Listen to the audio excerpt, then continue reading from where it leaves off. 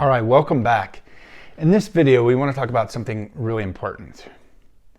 And what I mean by that is really to acknowledge and address your core feelings around the loss of your dad. And to acknowledge them in a way that helps you understand that it's okay to feel what you're feeling, and to relieve you from the grief of trying to figure it all out. Because sometimes the more we go into our head and try to figure it out, the worse it becomes. First, let me just share a few things about the mind. Your mind is like a problem-making machine. It's always scanning, looking for problems, looking for fear to protect you. And anytime you have feelings about something, your mind instantly wants to look for a reason or a person or a situation to justify your feelings. But that doesn't necessarily help you, and it's not necessarily the truth.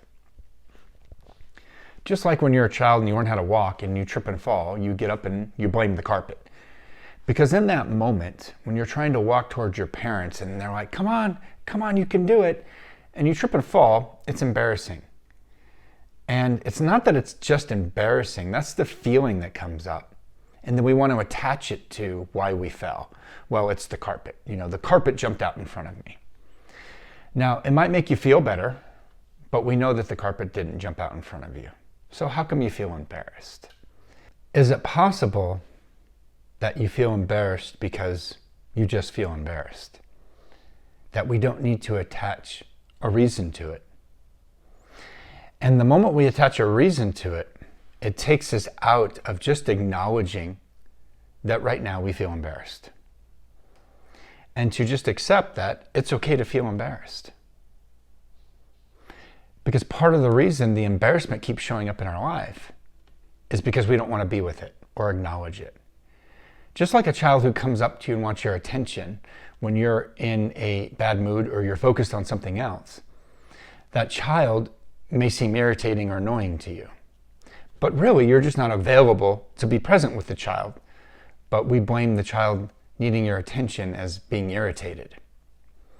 And so throughout life, our mind is always attaching our emotions to something out there, which takes us out of just being present with our own feelings.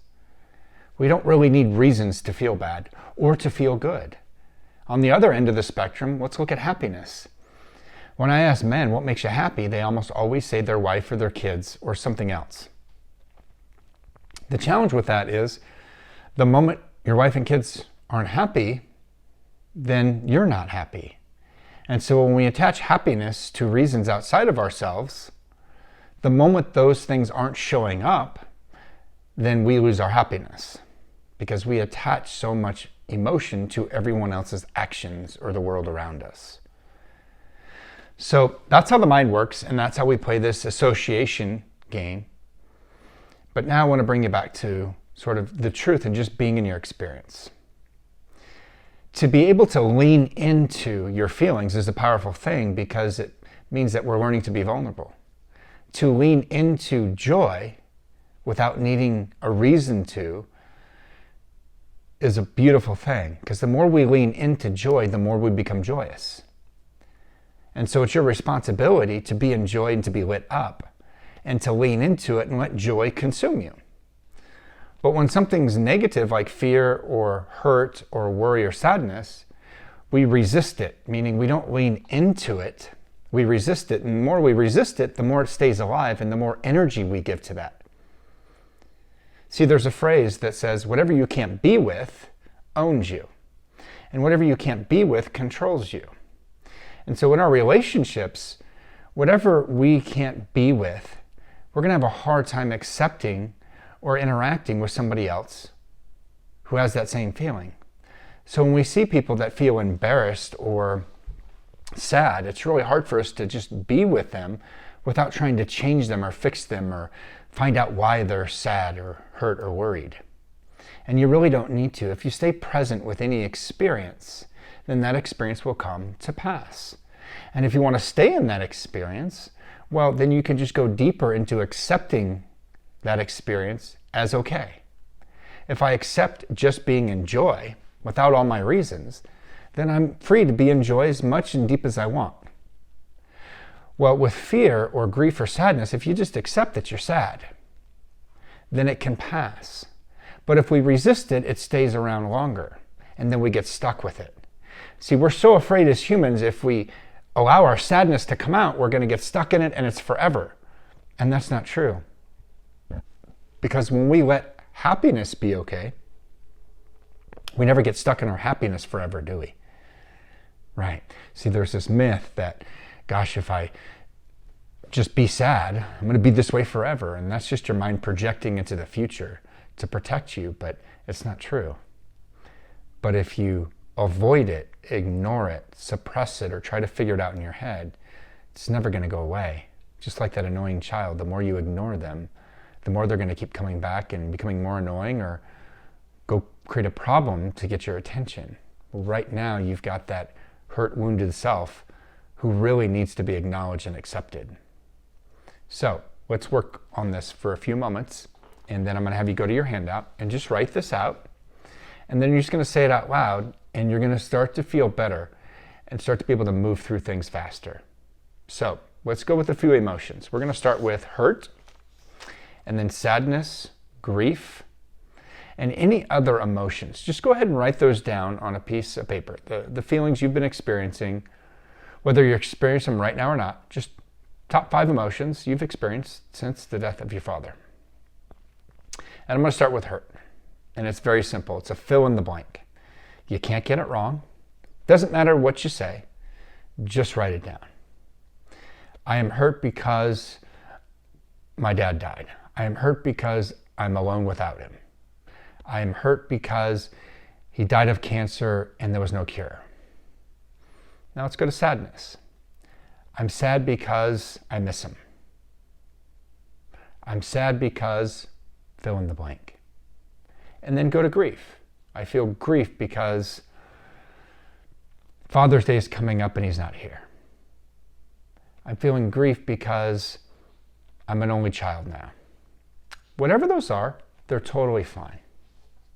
So once you write all those down, I want you to do something really powerful. I want you to look at the first part of the sentence. I am hurt because.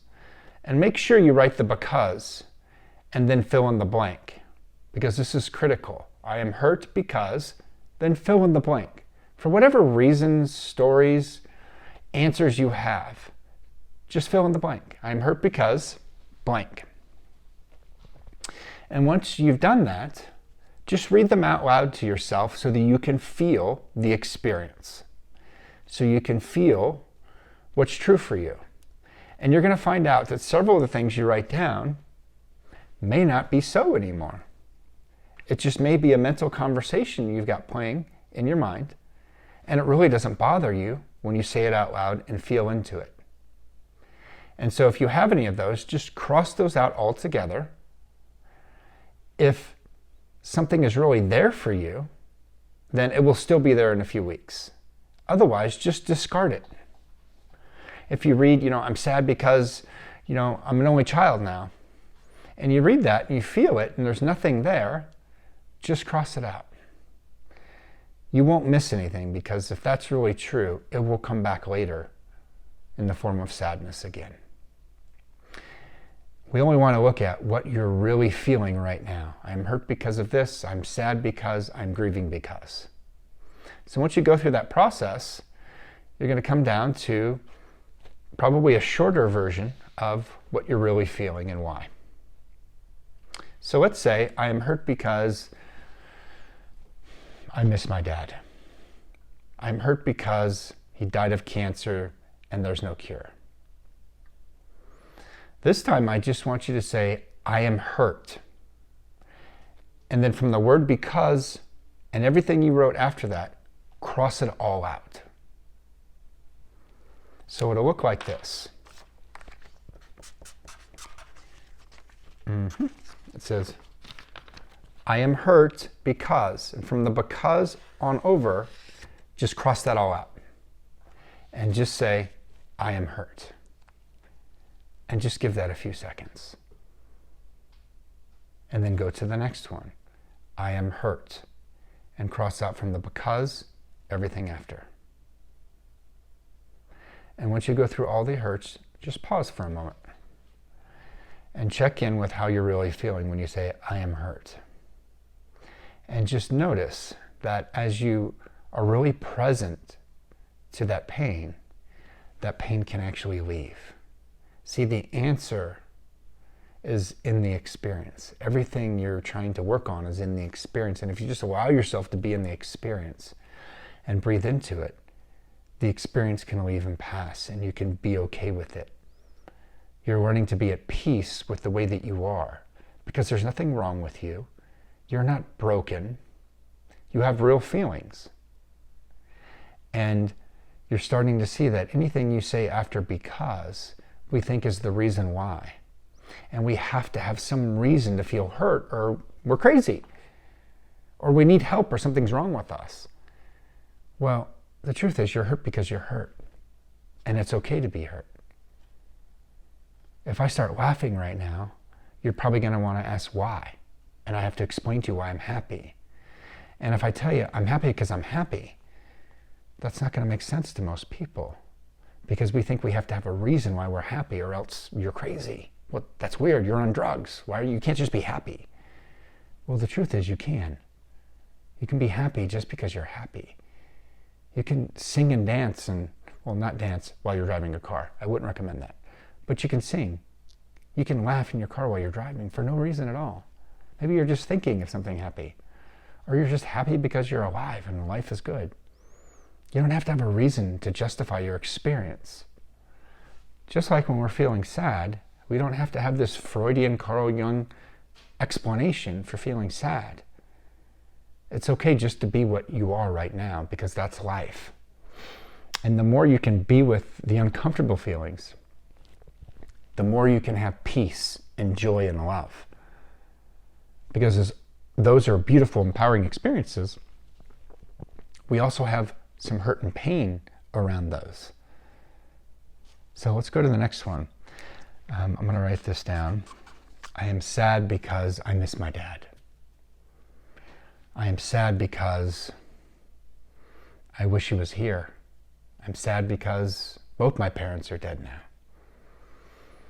Now I'm going to go back to that. I'm going to say I am sad, and I'm going to get rid of everything I said afterwards. I'm sad.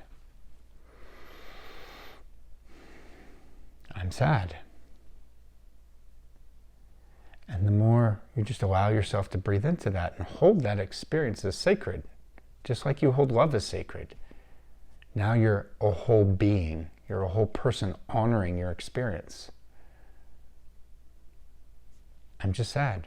And that's okay. I can accept and embrace that, knowing I'm not going to be sad forever. But if I resist it, I'm just resenting or disowning a part of my experience. Then go on to grief. I'm grieving because I'm feeling down. I'm grieving because I don't have anybody in my life now. Now go back and from the word because on, cross it all out and just say, I'm grieving. And the next time somebody asks, how are you? Just say, truth is, I'm grieving. And that's enough. You don't need a story or an explanation or reason why. If you just allow yourself to be in grieving, you're working your way through it. You're navigating through it. See, from point A to point B, when we sail a ship, all types of different things are going to happen. The storm, the weather, the fishing, the boating, the sun, the romance, the stars. All of that is the full spectrum of life. And if you can be with all of it, then you are 100% in ownership of your life. So as you can see, this isn't just about navigating Dad. This is about navigating you. And you owning your life and your experience and the fulfillment of it. That's why I call it from grief to peace. Now the last thing I'll have you do is write down this. I am willing to be at peace. And that's it. I am willing to be at peace.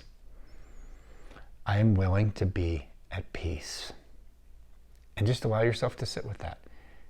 You don't need a reason or a story. But I want you to practice this for about 10 minutes every morning and every night. I am willing to be at peace. I'm willing to be at peace. And that's all that you need to do, because the spirit of you, who you are, your essence, knows what peace is, even when you don't. And if you start to think that and feel that, you're going to start to become that. I can be at peace with this. I'm willing to be at peace with this. And continue to practice that. Okay? It's a very powerful release process, but it also is going to detach us from all those reasons and stories, because that's what's really hurting us. Everything we're attaching to the loss of our dad. And now we get to just move through those and be gentle and compassionate with yourself. Okay? All right, I'll catch you in the upcoming videos.